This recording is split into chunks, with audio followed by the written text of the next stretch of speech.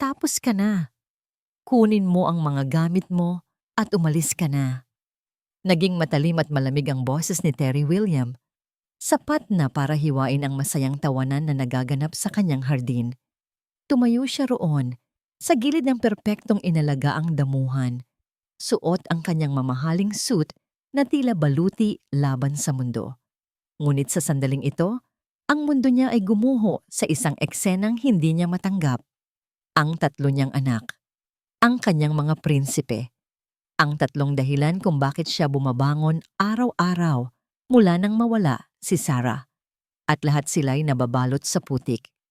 Si Mary Walker, ang babaeng pinagkatiwalaan niyang alagaan, ang pinakamahalaga niyang yaman, ay nakaluhod sa gitna ng putikan, nakangiti habang tinutulungan ang isa sa mga bata na gumawa ng bolang putik. Ang puting uniforme nito ay may mga mantsa ng lupa at may bahid ng putik maging sa kanyang pisngi.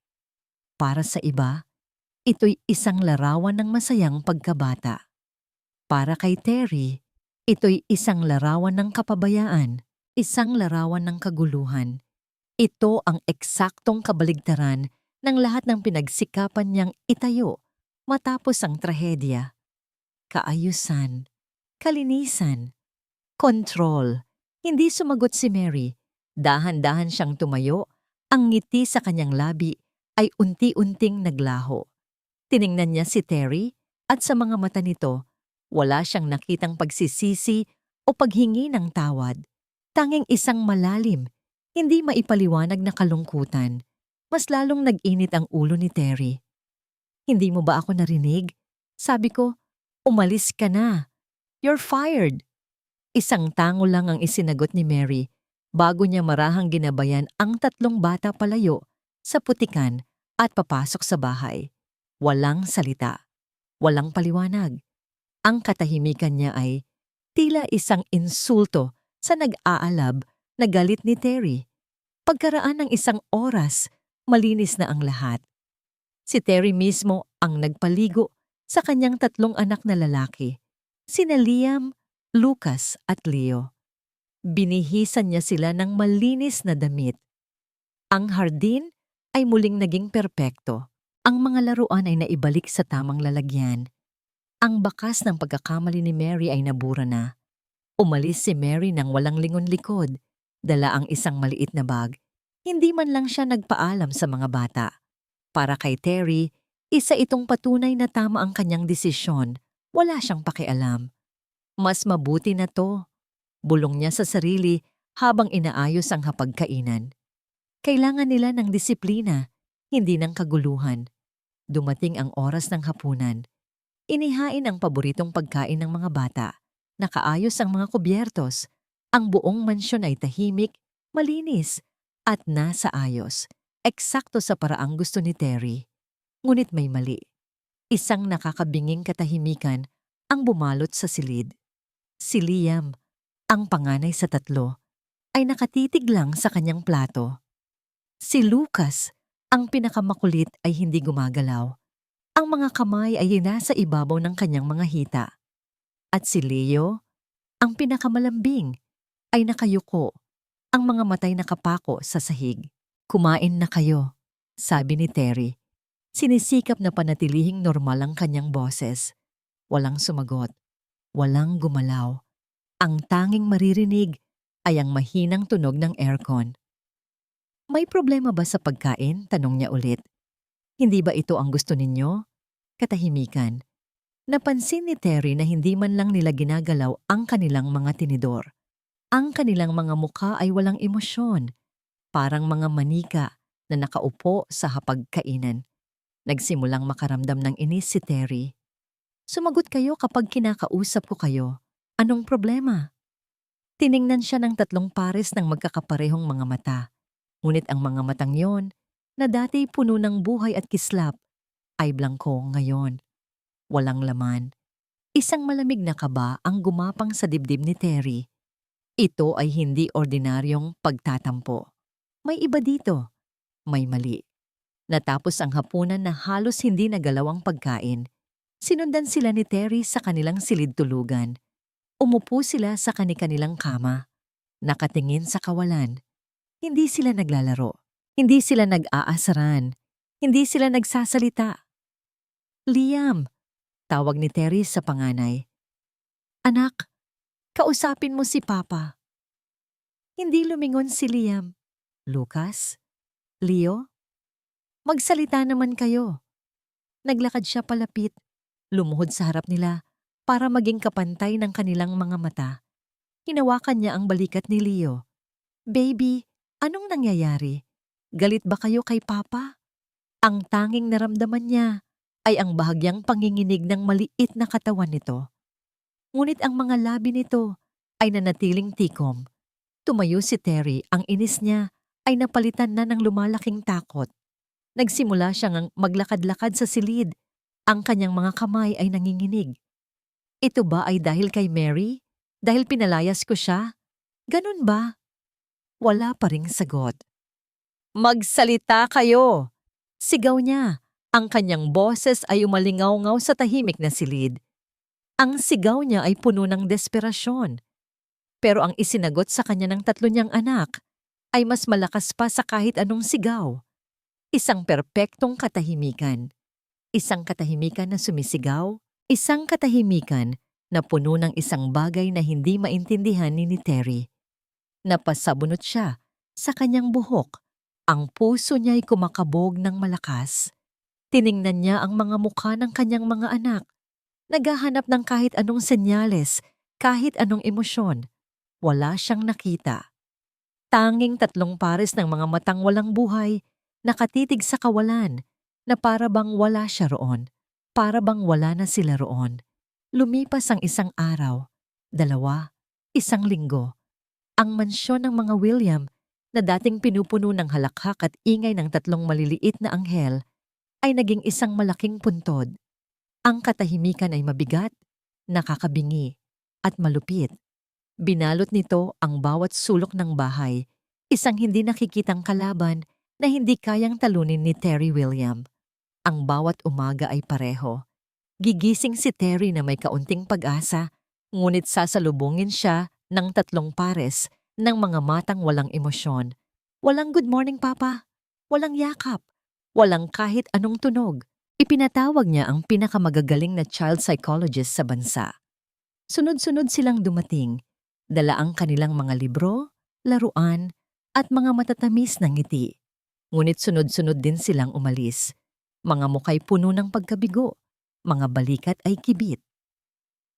Selective mutism, sabi ng isa. Isang malalim na trauma. Sabi naman ng isa pa. Lahat sila ay may pangalan para sa kondisyon. Ngunit wala ni isa sa kanila ang may lunas. Ang bawat segundong lumilipas ay tila isang malupit na paalala ng kanyang kabiguan. Isang gabi, pagkatapos ng isa na namang hapunan, sa gitna ng katahimikan, hindi na kinaya ni Terry. Pakiramdam niya ay sasabog ang kanyang dibdib. Iniwan niya ang mga bata sa mga bagong yaya at nagtungo siya sa isang lugar na matagal na niyang iniiwasan. Ang opisina ni Sarah. Nananatili itong eksakto tulad ng kung paano niya ito iniwan. Ang amoy ng kanyang pabango ay bahagya pa ring nanunuot sa hangin. Ang mga libro ay nakaayos pa rin sa estante. Isang litrato nilang dalawa, masaya at nakangiti sa kanilang kasal, ang nakatayo sa kanyang lamesa. Umupo si Terry sa upuan ni Sarah. Hinahaplos ang makins na kahoy ng lamesa. Dito, sa gitna ng mga alaala ng kanyang asawa, naramdaman niya ang bigat ng kanyang pagkukulang. Hindi ko na alam ang gagawin, Sarah. Bulong niya sa hangin. Ang boses niya ay basag. I failed you. I failed our sons. Sa kanyang paghahanap ng kung ano. Marahil ay isang lumang dokumento o kahit anong bagay na mahahawakan para maramdaman muli ang presensya nito. Binuksan niya ang isang maliit na drawer. Sa ilalim ng mga papel, may nakita siyang isang maliit na USB flash drive. May nakadikit ditong isang maliit na papel. Nakasulat dito ang sulat kamay ni Sarah. Panoorin mo to kapag kailangan mo ako ng sobra. Naramdaman ni Terry ang panginginig ng kanyang mga kamay Habang kinukuha ang USB, isinaksak niya ito sa laptop na nasa lamesa. Isang video file lang ang laman. Ang pangalan ng file, "Para sa'yo, mahal ko." Nagdalawang isip siya. Isang bahagi niya ang natatakot sa kung ano ang makikita niya. Pero mas malakas ang pananabik niyang makita at marinig muli si Sarah. Huminga siya ng malalim at pinindot ang play. Bumungad sa screen ang mukha ni Sarah. Mas payat siya sa video, bakas na ang epekto ng sakit. Ngunit ang ngiti sa kanyang mga labi ay kasing liwanag pa rin ng dati. Nasa likod niya ang pamilyar na hardin ng kanilang bahay. "Hi, mahal ko." Simula niya, ang boses ay mahina, ngunit puno ng pagmamahal. Kung pinapanood mo to, ibig sabihin, wala na ako. At ibig sabihin, nahihirapan ka. Isang butil ng luha ang pumatak mula sa mata ni Terry. "Terry, may kailangan kang malaman." Pagpapatuloy ni Sarah. "Tungkol kay Mary, ang yaya ng mga bata. Alam kong strikto ka pagdating sa kaayusan, pero kailangan mong magtiwala sa kanya. Kailangan mong magtiwala sa akin." Kumunot ang noo ni Terry. "Mary?" Ang buong pangalan niya ay Dr. Mary Walker, sabi ni Sarah, at sa bawat salitang binibitawan niya, unti-unting gumuho ang mundo ni Terry. Isa siyang child psychologist. Nagtapos sa Cambridge, ang pinakamatalik kong kaibigan mula pagkabata. Siya ang taong tinawagan ko noong una kong nalaman ang tungkol sa sakit ko, at siya ang taong nakiusap akong iwanan ang lahat para tulungan ang mga anak natin. Nanlaki ang mga mata ni Terry. Ang mga kamay niya'y nanlamig. Ang paglalaro sa putik, Terry, parte yon ng therapy. Paliwanag ni Sarah na para bang nababasa niya ang isip ng asawa. Sensory therapy ang tawag doon. Isang paraan para mailabas nila ang kanilang kalungkutan at galit sa isang paraan na hindi nila kayang gawin sa salita. Si Mary, isinakripisyo niya ang kanyang career para tuparin ang isang pangako sa akin. Ang pangakong hindi niya pababayaan ang mga anak natin. Hindi na napigilan ni Terry ang paghikbi. Ang bigat ng kanyang pagkakamali ay dumagan sa kanya na parang isang toneladang bato. Ang mga masasakit na salitang binitawan niya kay Mary, ang malamig na pagtataboy, ang kanyang walang basehang galit, lahat ay bumalik sa kanya. Siya ang dahilan. Siya ang sumira sa nag-iisang pag-asa ng kanyang mga anak. Sa huling bahagi ng video, ang mga mata ni Sarah ay puno ng luha. "Terry, hanapin mo siya." Pakiusap nito. Ang boses ay halos isang bulong. "Pakiusap, mahal ko. Lunukin mo ang pride mo. Lumuhod ka kung kinakailangan. Ang mga anak natin ang nakasalalay dito. Huwag mong hayaang sirain ng pride mo ang mga anak natin." Nagtapos ang video. Ang tanging natira ay ang itim na screen at ang refleksyon ng sariling mukha ni Terry. Isang mukha ng isang taong wasak at puno ng pagsisisi. Ang amoy ng kumukulong instant noodles ang pumuno sa maliit na apartment ni Mary Walker. Isang maliit na espasyo na may isang bintana lang na nakatanaw sa maingay na kalye sa ibaba. Malayo sa malawak at tahimik na hardin ng mansyon ng mga William, malayo sa tatlong maliliit na boses na hinahanap-hanap ng kanyang puso gabi-gabi. Isang linggo na ang nakalipas mula nang itaboy siya ni Terry William na parang isang basahan. Ngunit hindi ang sakit ng pagpapalayas ang nagpapabigat sa kanyang dibdib. Hindi ang nawalang trabaho o ang maruming paraan ng pagtrato sa kanya, kundi ang mga bata. Sina Liam, Lucas at Leo. Kinuha niya ang isang kupas ng litrato mula sa ibabaw ng maliit na lamesa. Sa litrato, 2 teenager na babae ang nakaakbay sa isa't isa. Ang kanilang mga ngiti ay abot langit. Siya at si Sarah. Bago ang yaman, bago ang mga asawa, bago ang sakit. Naalala niya ang huling araw na nakausap niya si Sarah sa isang malamig at puting silid sa ospital. Ang amoy ng gamot, ang mahinang tunog ng mga makina, Hinawakan ni Sarah ang kanyang kamay. Ang pagkakahawak nito'y mahina, ngunit puno ng determinasyon. Iwanan mo na ang lahat, Mary. Pakiusap ni Sarah. May luha sa mga mata nito.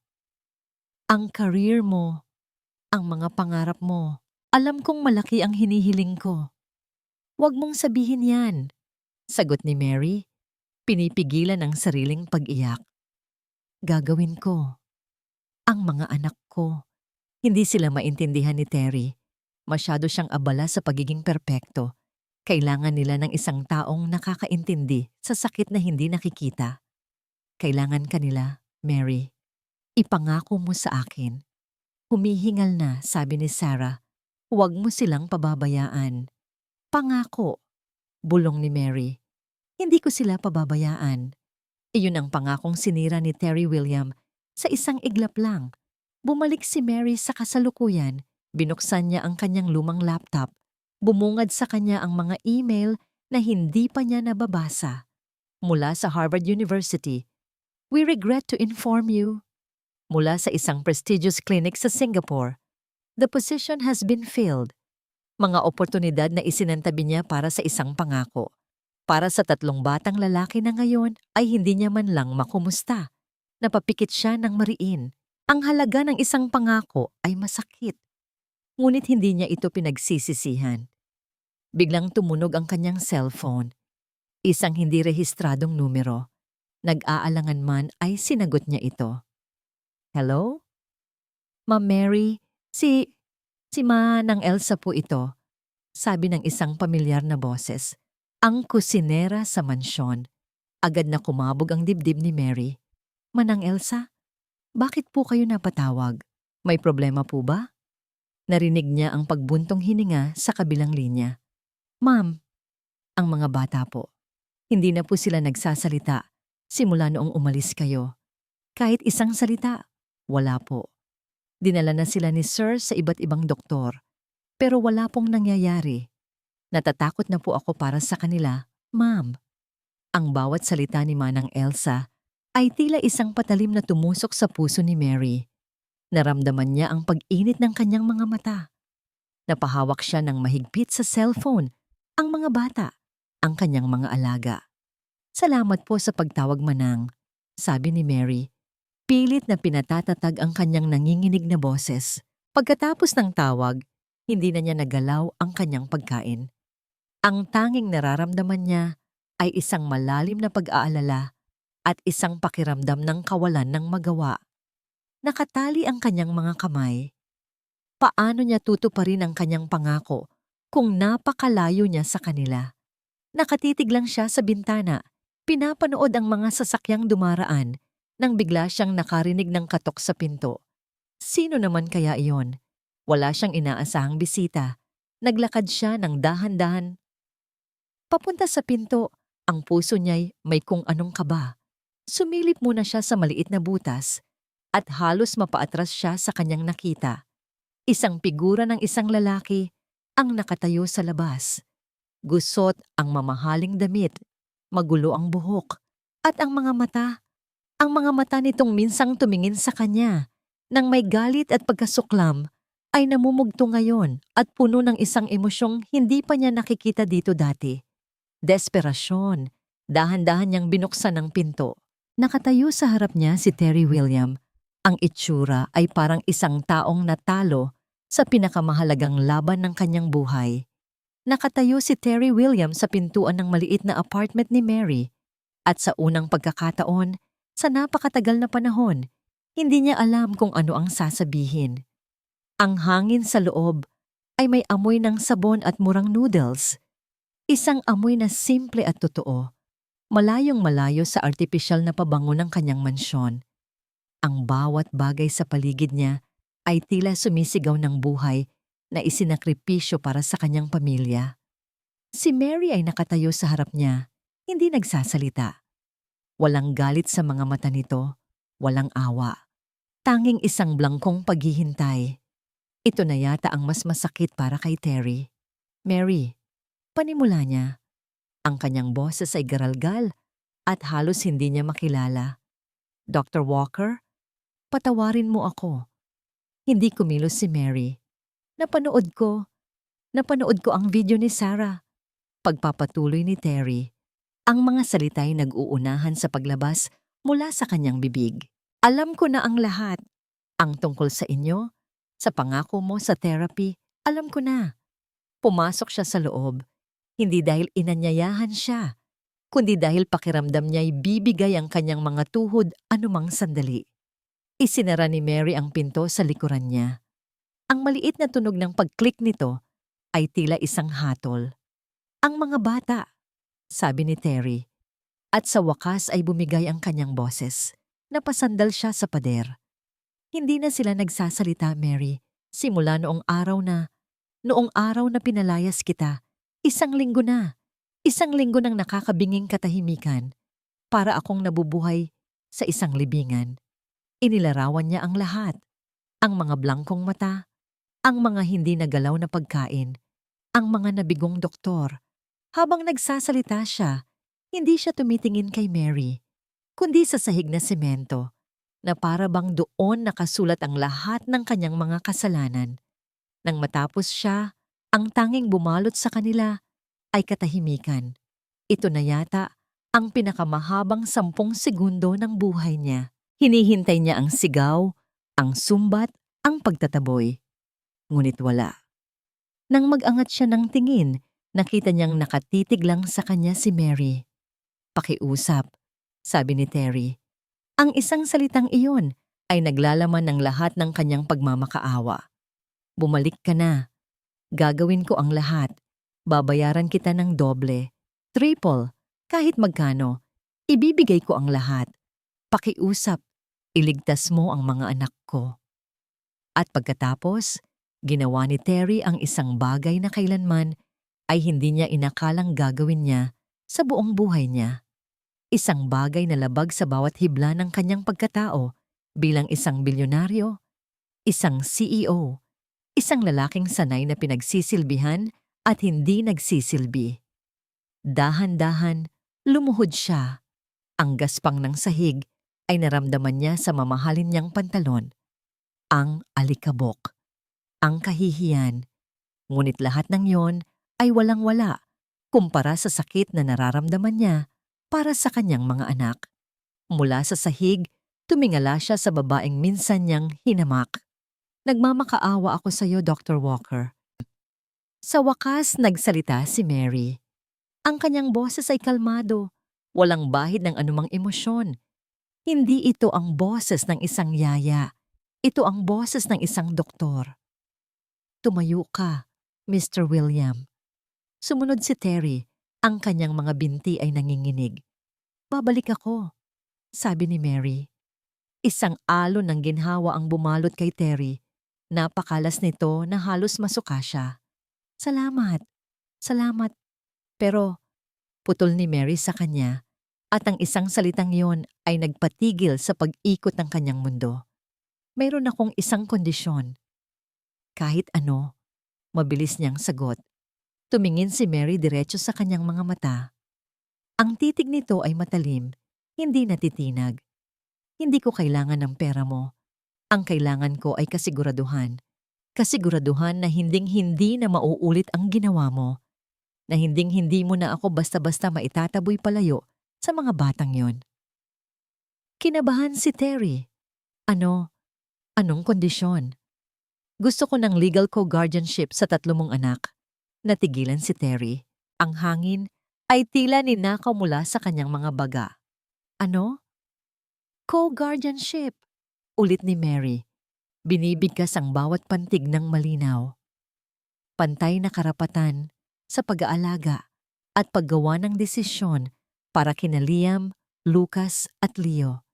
Sa paraang yon, sa mata ng batas, may karapatan akong protektahan sila at hindi mo ako kailanman maitataboy muli. Ang isip ni Terry ay nagkagulo. Co-guardianship, ibigay sa isang estranghero, sa isang yaya, ang kapangyarihan sa kanyang sariling mga anak? Ang CEO sa loob niya ay sumisigaw. Ang kontrol na pinilit niyang panatilihin ay biglang hinihila palayo sa kanya. Ito ay kabaliwan.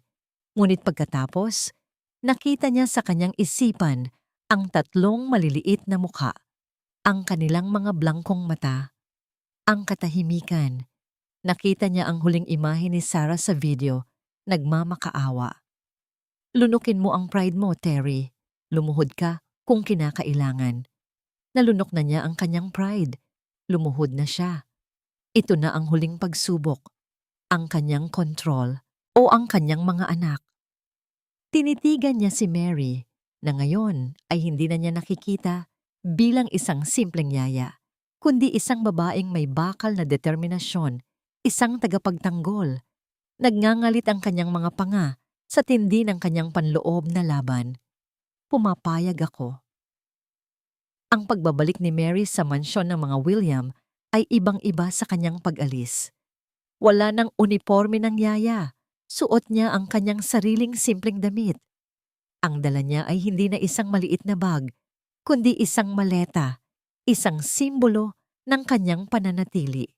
Sinalubong siya ni Manang Elsa sa pintuan, ngunit sa pagkakataong ito, may kasamang paggalang ang tingin ng matanda. "Welcome back po, Ma Mary," sabi nito. At pagkatapos ay nag-aalangang idinugtong, "Doktora." Isang maliit na nangiti ang sumilay sa labi ni Mary. "Mary na lang po, Manang." Ngunit alam niyang nagbago na ang lahat. Hindi na siya isang utusan na maaaring basta na lang palayasin. Isa na siyang kasangga. Ang una niyang ginawa ay hanapin ang mga bata. Natagpuan niya silang tatlo sa kanilang silid-aralan, nakaupo sa harap ng isang bagong tutor, ngunit ang kanilang mga mata ay blanko pa rin. Ang katahimikan ay nakabibingi pa rin. Walang sinabi si Mary. Lumuhod lang siya sa harap nila. Tinitigan niya ang bawat isa, ang kanyang mga mata ay puno ng lambing at pangunawa. "Nandito na ulit ako," bulong niya. "Hindi na ako aalis." Walang reaksyon. Ngunit hindi iyon inaasahan ni Mary. Ang paghilo may isang mahabang proseso.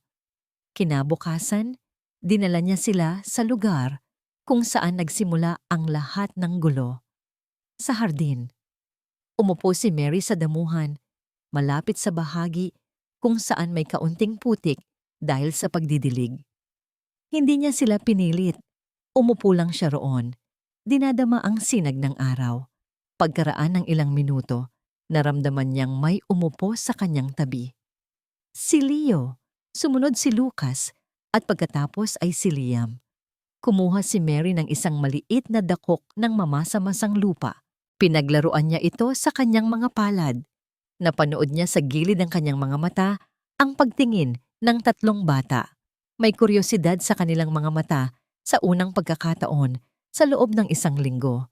Dahan-dahan, iniabot ni Liam ang kanyang kamay, hindi para kumuha ng putik, kundi para hawakan ang kamay ni Mary. At pagkatapos, sa isang iglap na halos hindi mapansin, tumingala ito at tumingin ng diretso sa kanyang mga mata. Isang maliit, halos hindi makitang tango ang ibinigay nito. Isang butil ng luha ang pumatak sa pisngi ni Mary. Ito na yon, ang unang sinag ng pag-asa. Mula sa bintana ng kanyang opisina, pinapanood ni Terry ang lahat. Nakita niya ang maliit na senyas ni Liam. Nakita niya ang luha ni Mary. Isang pakiramdam ng napakalaking ginhawa ang bumalot sa kanya. Isang bagay na hindi niya naramdaman sa loob ng napakatagal na panahon. Tama ang kanyang desisyon, ngunit biglang nag-vibrate ng malakas ang kanyang cellphone sa ibabaw ng lamesa. Ang tunog ay marahas at nakakagambala sa tahimik na sandali. Kinuha niya ito, isang alerto mula sa kanyang PR team. Nang buksan niya ang link, nanlamig ang kanyang tiyan, isang online na artikulo. Ang pamagat, trahedya at tiraniya.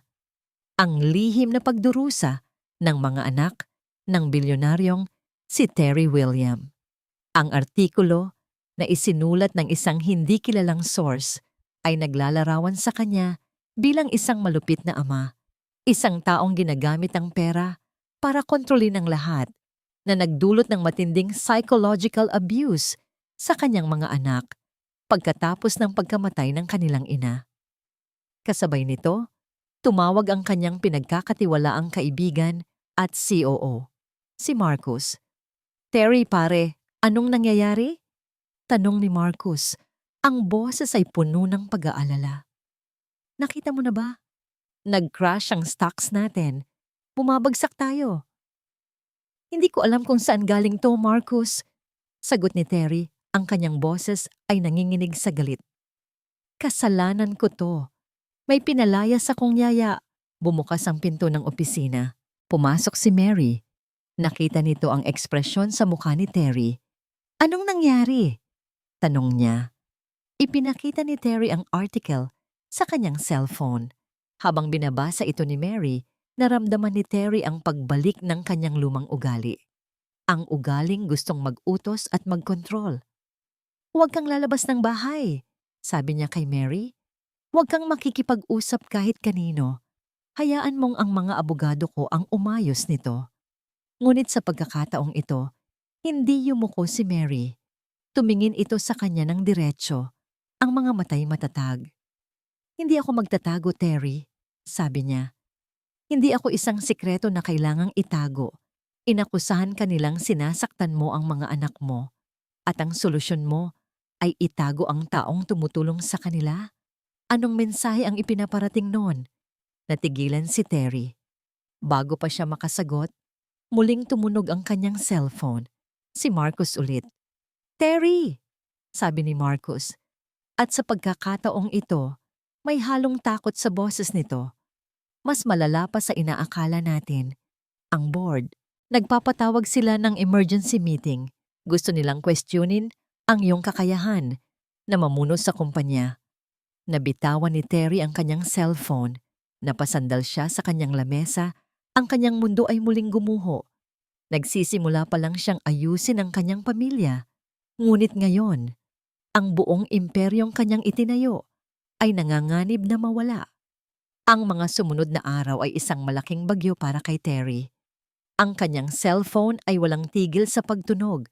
Ang kanyang email ay puno ng mga mensahe mula sa mga miyembro ng board, mga investor, at media. Ang kanyang pangalan ay dinudungisan sa bawat news channel. Sa gitna ng kaguluhang ito, gumawa siya ng isang desisyon na ikinagulat maging ng kanyang sarili. Sa halip na magkulong sa opisina ng kumpanya para ayusin niyang gulo, nagkulong siya sa loob ng kanyang bahay.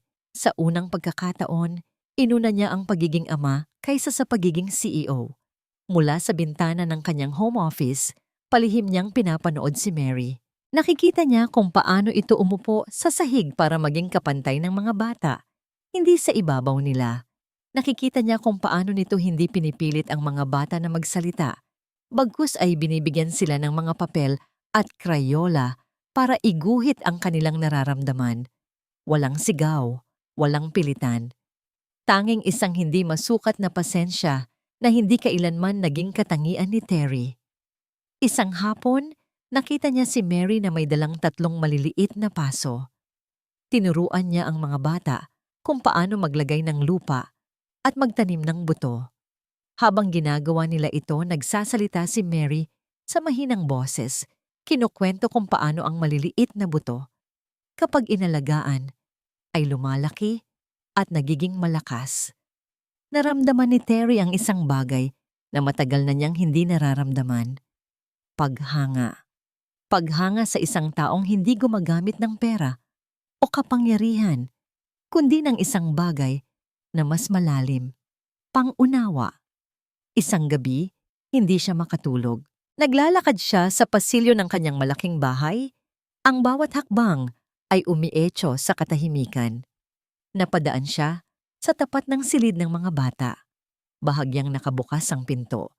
May narinig siyang isang mahinang tunog, isang himig, isang pamilyar na himig na nagpabilis ng tibok ng kanyang puso. Dahan-dahan siyang sumilip sa siwang ng pinto. Nakaupo si Mary sa isang upuan sa tabi ng kama ng mga bata. Ang 3 ay mahimbing nang natutulog at habang hinahaplos niya ang buhok ni Leo, mahina siyang humuhuni. Iyon ang kantang kinakanta ni Sarah. Ang oyayi na siya lang ang kumakanta para sa mga anak nila. Napasandal si Terry sa pader.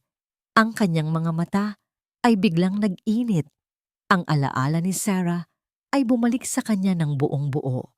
Ang ngiti nito, ang init ng yakap nito, ang tunog ng boses nito habang kinakantahan ng kanilang mga sanggol. Ngunit ang alaalang yon ay hindi na masakit ngayon. Sa halip, ito'y naghahalo sa imahe ni Mary na nakikita niya sa kanyang harapan, ang pangako. Ngayon niya lang ito naintindihan ng lubusan. Hindi lang ito isang pangako ng pag-aalaga. Ito ay isang pangako ng pagpapatuloy. Ang pagmamahal ni Sarah para sa mga anak nila ay nagpapatuloy sa pamamagitan ni Mary. Kinabukasan, hinintay niya si Mary sa kusina. Nagtitimpla ito ng kape. "Mary," sabi niya, lumingon ito. Gusto kong humingi ulit ng tawad," sabi ni Terry, at sa pagkakataong ito, mas malalim ang kahulugan ng mga salita niya. "Hindi lang sa pagpapalayas ko sa'yo. Humihingi ako ng tawad dahil hindi ko nakita kung sino ka talaga." Tinitigan siya ni Mary at sa unang pagkakataon, isang maliit at totoong ngiti ang nakita niya mula rito. Ang mahalaga ay ang mga bata. "Terry," yun lang. Ang simpleng sagot na yon ay nagbigay kay Terry ng bagong lakas. Hindi siya susuko. Lalabanan niya kung sino man ang sumisira sa kanila.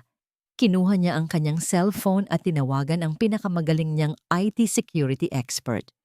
"Mike," sabi niya, "may ipapatrabaho ako sa'yo.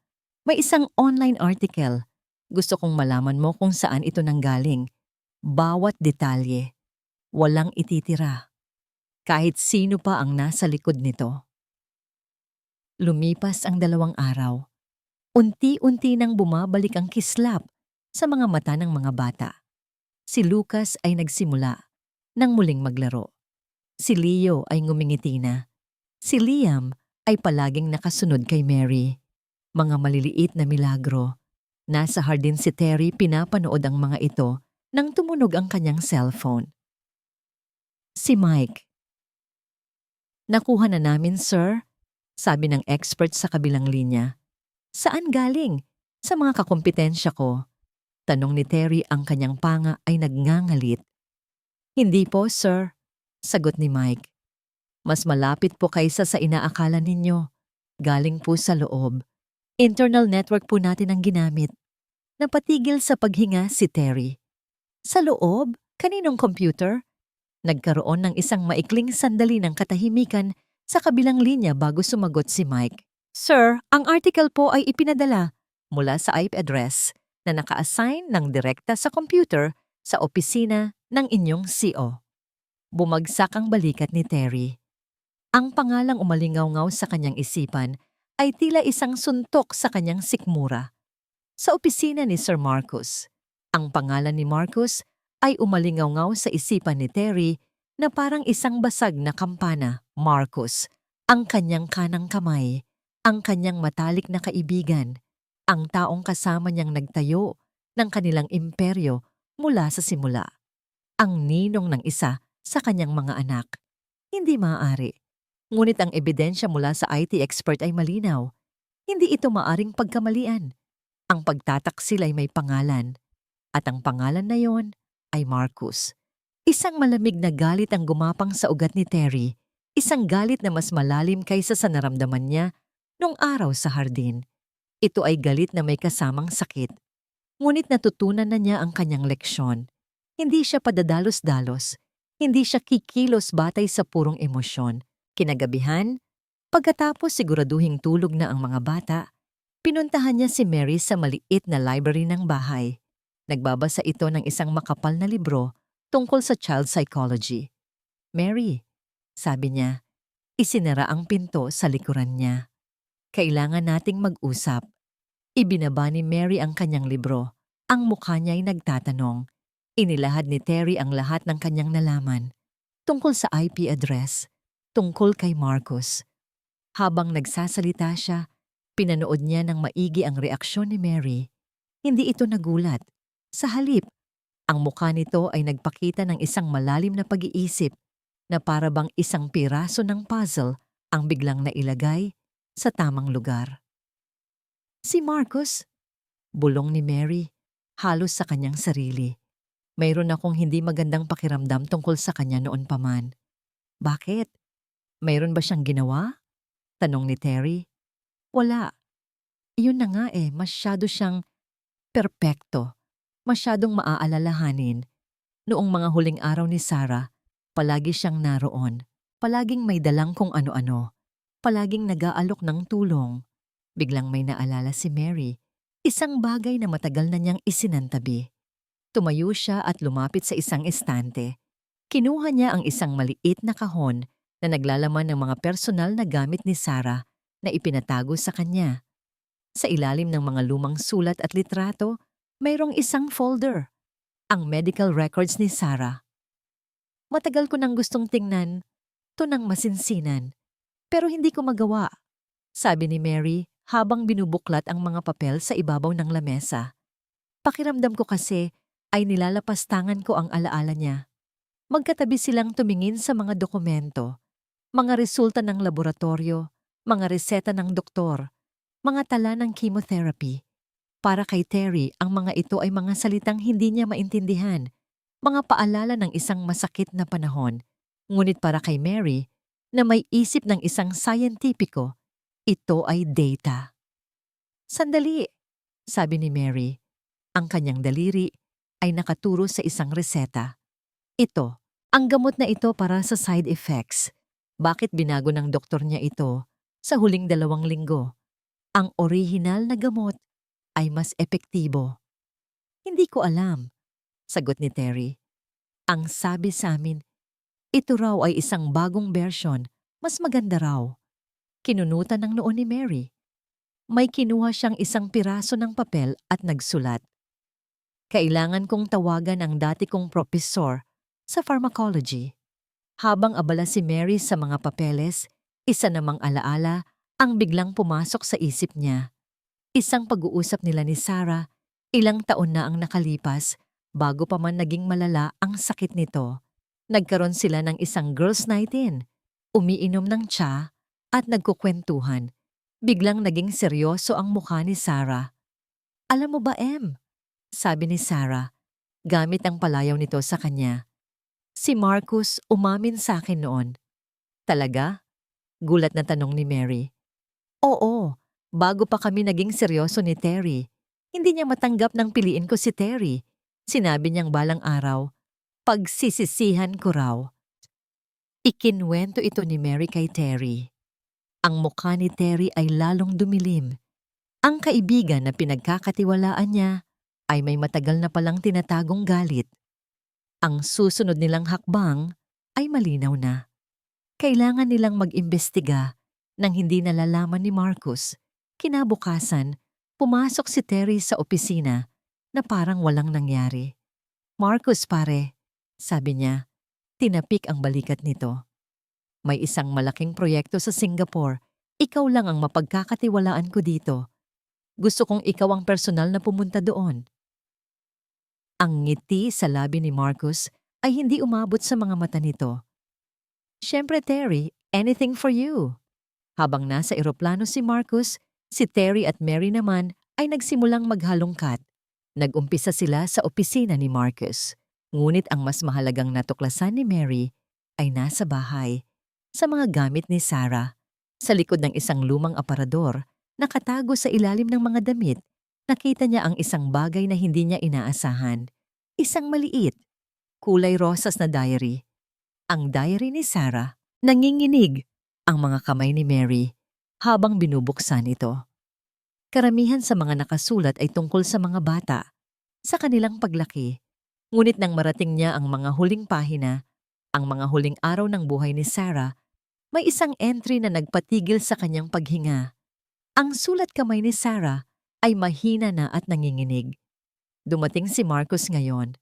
May dala siyang bagong vitamins galing pa raw sa Europe. Sabi niya, makakatulong daw ito para lumakas ako. Pinainom niya sa akin kaagad. Nagkatinginan si Terry at Mary. Ang vitamins, ang pinalitang gamot, ang pagtataksil sa opisina, ang matagal ng galit. Lahat ng piraso ng puzzle ay nagdudugtong-dugtong na, bumubuo ng isang larawan na mas madilim at mas nakapangingilabot kaysa sa kanilang inaakala. Bumalik si Marcus mula sa Singapore na may ngiti ng isang mananagumpay, ngunit sa ilalim ng ngiting iyon, mayroon ng kaba. Naramdaman niyang may nagbago sa pakikitungo ni Terry.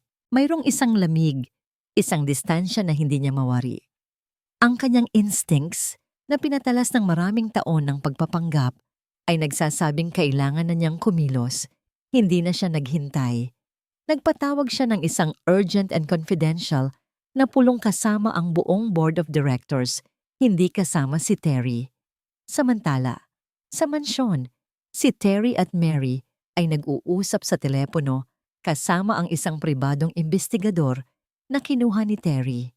Base sa diary at sa mga medical records, malaki ang posibilidad na ang ibinigay ni Marcus kay Mrs. William ay isang gamot na nagpapahina sa epekto ng kanyang chemotherapy. Sabi ng investigador. Pero mahirap itong patunayan. Kailangan natin ng mas matibay na ebidensya. Habang nasa kalagitnaan sila ng pag-uusap, isang tawag ang pumasok sa telepono ni Terry.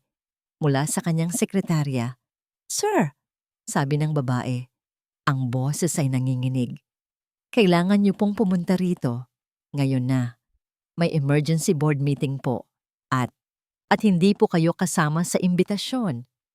Isang malamig na kaba ang bumalot kay Terry. Huli na sila. Nagmamadali siyang nagtungo sa opisina.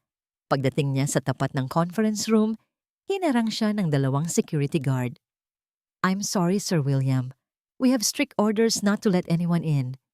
I am the CEO of this company!" Sigaw ni Terry, ngunit ang mga guardia ay hindi natinag. Mula sa salaming pader ng conference room, nakita niya si Marcus.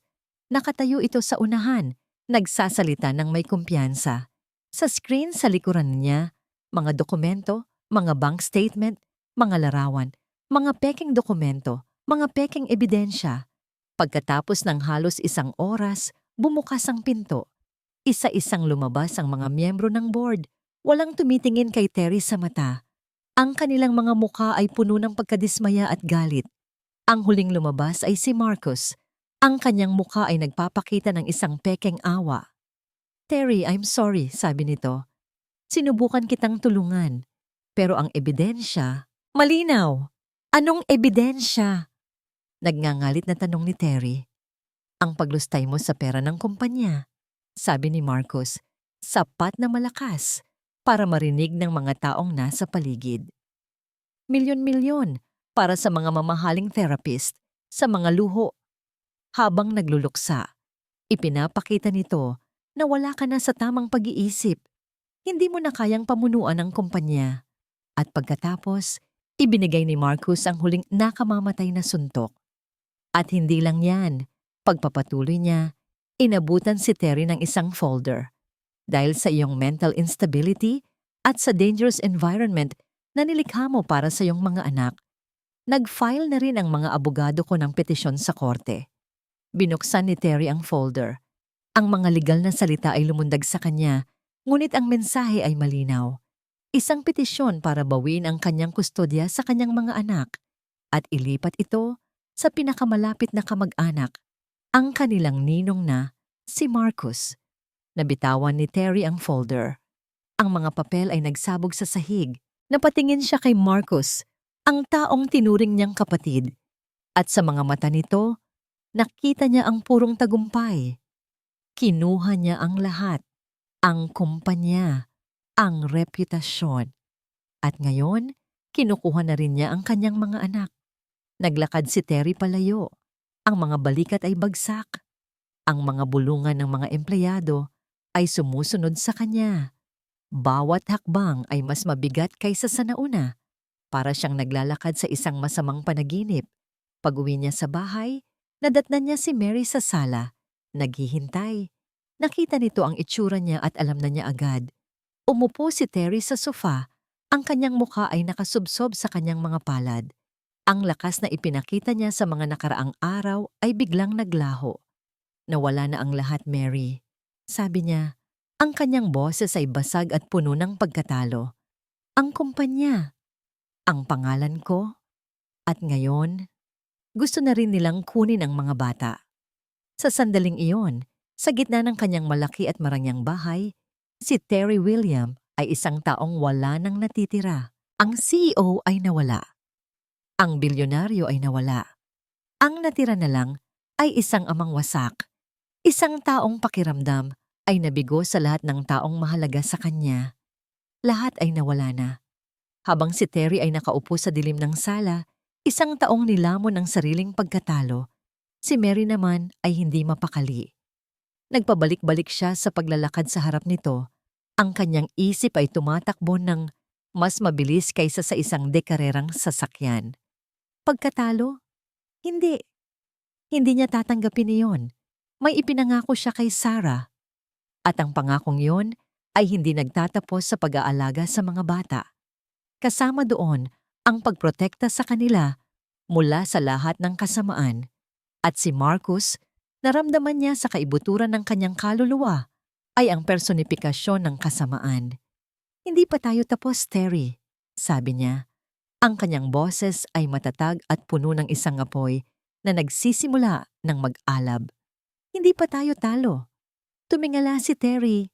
Ang kanyang mga mata ay walang buhay. Paano? Paano tayo lalaban, Mary? Hawak niya ang lahat.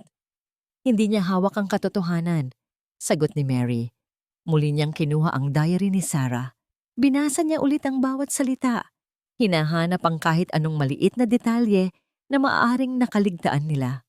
Ang kanyang mga mata ay paulit-ulit na dumadaan sa mga pahina hanggang sa marating niya ang isang entry ilang taon na ang nakalipas. Isang masayang entry tungkol sa unang promosyon ni Sarah bilang manager ng isang maliit na subsidiary ng kumpanya. Isang pabrika ng kemikal sa labas ng syudad. Biglang may isang alaalang kumislap sa isip ni Mary. Isang maliit, halos kinalimutan ng pag-uusap. Nasa kusina sila noon ni Sarah, nagtatawanan habang gumagawa ng cake. Grabe, Em, nakaka-stress sa pabrika, sabi ni Sarah habang nagmamasa. Nagkaroon ng maliit na chemical leak kanina. Walang nasaktan, pero grabe ang takot ko. Ano? Okay ka lang ba? Nag-aalalang tanong ni Mary. Tumawa si Sarah. Oo naman. Sabi ni Marcus, minor lang daw. Siya na ang nag-asikaso ng lahat para hindi na lumaki. Ang galing niya talaga. Si Marcus na naman. Ang kanyang puso ay nagsimulang kumabog ng malakas. Kinuha niya ang kanyang cellphone at muling tinawagan ang pribadong investigador. May ipapahanap ako sa'yo, sabi ni Mary. Ang kanyang boses ay mabilis at apurado. Isang pabrika ng chemical, subsidiary ng William Corp. Hanapin mo ang lahat ng records tungkol sa isang minor chemical leak. Maraming taon na ang nakalipas. Bawat papel, bawat report, kahit gaano kaliit. Lumipas ang 24 na oras na parang isang taon. Si Terry ay nanatili sa bahay, halos hindi kumikilos, habang si Mary naman ang naging tulay niya sa labas ng mundo. Siya ang nag-aalaga sa mga bata sa umaga at siya ang nagiging investigador sa gabi. Isang gabi, habang mahimbing nang natutulog ang lahat, tumunog ang cellphone ni Mary. Ang investigador. Dr. Walker, sabi ng lalaki sa kabilang linya. Nahanap na namin. Napatayo si Mary. Anong kanahanap ninyo? Nagkaroon na nga po ng leak at hindi po ito minor. Ang chemical na tumagas ay isang kilalang carcinogen. Isang uri ng chemical na kapag nalanghap mo, maaaring magdulot ng cancer paglipas ng ilang taon. Napasapos si Mary sa kanyang bibig. Ang kanyang mga tuhod ay biglang nanghina. Pero hindi yan ang pinakamatindi. Pagpapatuloy ng investigador. Ang insidenteng ito ay isinantabi. Mayroong isang opisyal na ulat na nagsasabing false alarm lang daw ang lahat. Ang ulat na yon ay inaprubahan at nilagdaan ng isang tao para hindi na ito maimbestigahan pa ng gobyerno. Sino? Nanginginig na tanong ni Mary. kahit alam na niya ang isasagot nito. Ang operations head noon, si Mr. Marcus. Doon na bumuhos ang luha ni Mary. Ngunit hindi ito luha ng kalungkutan, kundi luha ng matinding galit at pagkasuklam. Ang lahat ay malinaw na ngayon. Hindi ito isang biglaang plano. Ito ay isang plano na inabot ng maraming taon para mabuo. Hindi lang niya pinatay si Sarah sa pamamagitan ng pagpapalit ng gamot. Siya ang nagtanim ng sakit sa katawan nito at matiyaga siyang naghintay na mamunga ito. Dali-dali niyang pinuntahan si Terry sa opisina nito sa bahay. Gising pa ito, nakatitig sa kawalan. "Terry," sabi ni Mary. Ang kanyang boses ay basag. Hindi lang niya pinalitan ang gamot ni Sarah. Ikinuwento niya ang lahat. Ang chemical leak, ang cancer, ang matagal at malupit na plano ni Marcus. Ang blankong ekspresyon ni Terry ay unti-unting napalitan ng isang bagay na mas nakakatakot. Ang kanyang kalungkutan ay nag-transform sa isang malamig at nakakapasong galit. Ang lalaking tinuring niyang kapatid ay isang halimaw na pumatay sa kanyang asawa. Habang pinoproseso ni Terry ang lahat ng ito, muling tumunog ang cellphone ni Mary. Ang imbestigador ulit. "Doktora," sabi nito, at may kakaibang sigla sa boses nito. "May nahanap pa kami. Ang dating safety officer ng pabrika, ang taong tinakot ni Marcus para manahimik tungkol sa leak." Napahawak si Mary ng mahigpit sa telepono. "Nasaan siya?" "Nakausap na namin siya.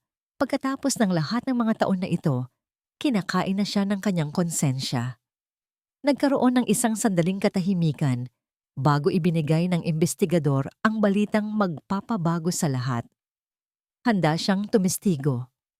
Ang emergency board meeting ay muling ipinatawag, ngunit sa pagkakataong ito, hindi si Marcus ang nagpatawag, at sa pagkakataong ito, bukas ang pinto para kay Terry William.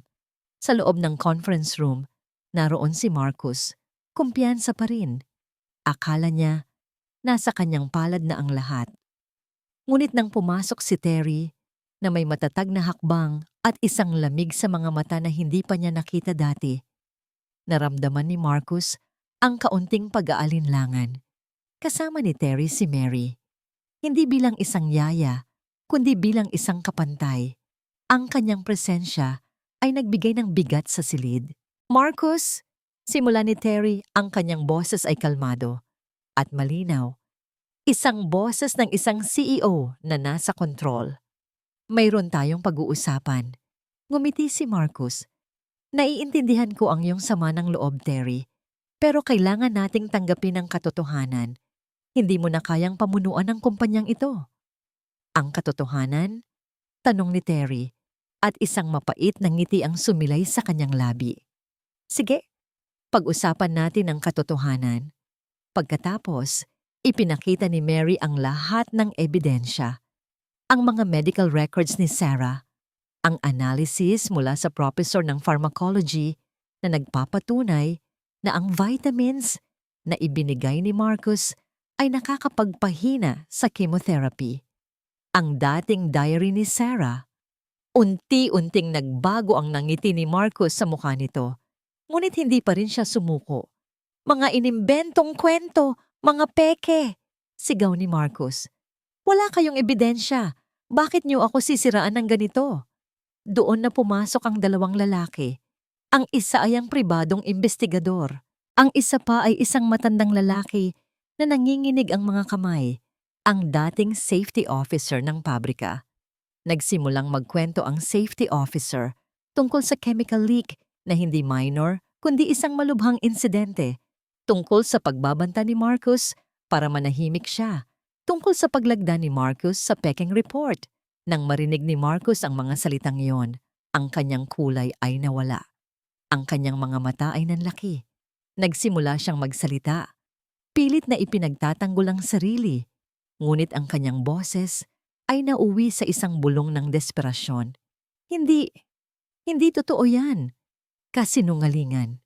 Ngunit huli na. Ang katotohanan ay lumabas na. Sa huling bahagi ng paglalahad, pumasok ang mga pulis. Ibinigay ni Terry ang lahat ng ebidensya. Hinuli si Marcos sa harap ng lahat habang kinakaladkad palayo. Sinubukan nitong lingunin si Terry, may galit at pagkasuklam sa mga mata. Ngunit si Terry ay walang nakita kundi isang taong nilamon ng sariling kasamaan. Pagkatapos ng kaguluhan, ang conference room ay unti-unting lumuwag. Naiwan sina Terry at Mary. Walang salitang binitawan. Nagkatinginan lang sila. Sa mga mata ni Terry, nakita ni Mary ang pasasalamat, ang pagsisisi, at isang bagong uri ng paghanga. Sa mga mata ni Mary, nakita ni Terry ang isang hindi natitinag na lakas, isang hindi masusukat na puso, at isang pangunawa na higit sa lahat. Isang buwan ang lumipas. Sa korte, formal na ipinasa ni Terry ang legal co-guardianship sa mga bata kay Mary. Hindi na ito isang obligasyon, kundi isang pagkilala sa halaga ni Mary sa buhay ng kanyang mga anak. Naging malinaw na ang lugar ni Mary ay hindi lang sa mansyon, kundi sa kanilang pamilya. Ang mga bata ay unti-unti nang bumabalik sa normal. Naglalaro sila sa hardin, hindi na natatakot sa putik. Gumagawa sila ng mga bolang putik, nagtatanim ng mga bulaklak, at tumatawa. Isang hapon, nakaupo si Terry sa isang bench sa hardin. Pinapanood ang mga anak niya. Si Mary ay nakikipaglaro sa kanila. Pinupuno ang buong hardin ng kanilang mga tawanan. Biglang tumakbo papalapit si Leo, ang pinakamaliit. Hinawakan nito ang kamay ni Mary at pagkatapos ay tumakbo papalapit kay Terry. "Papa Terry, tumingin ka," sabi nito. At itinuro ang isang munting usbong na lumalabas sa lupa. Namilog ang mga mata ni Terry. Nagsalita si Leo. Yumuko siya, hinaplos ang ulo ng anak. "Magandang pagtanim, anak." Pagkatapos, tumingin si Leo kay Mary. Sa pagkakataong ito, hindi na ito isang bulong. "Mama Mary, ang ganda!" Sa pagkakataong ito, hindi lang si Mary ang may luha sa mga mata. Maging si Terry ay naramdaman ang pag-init ng kanyang pisngi. Ang dalawang salita na yon, Mama Mary, ay mas makapangyarihan kaysa sa lahat ng yaman at kapangyarihan sa mundo. Nagkatinginan si Terry at Mary. Sa gitna ng hardin, sa gitna ng mga tawanan ng mga bata, ang kanilang mga kamay ay dahan-dahang nagtagpo. Isang simpleng pagdampi, ngunit puno ng isang bagong pag-asa. Ang kanilang paglalakbay ay puno ng sakit, pagtataksil at pagsubok. Ngunit mula sa abo ng kalungkutan, lumitaw ang isang bagong pamilya. Isang pamilya na hindi binuo ng yaman o kontrol, kundi ng pagpapatawad, pag-unawa, at isang pagmamahal na mas malalim kaysa sa anumang putik o kasamaan. Isang pamilya kung saan ang bawat ngiti at bawat salita ay isang himala.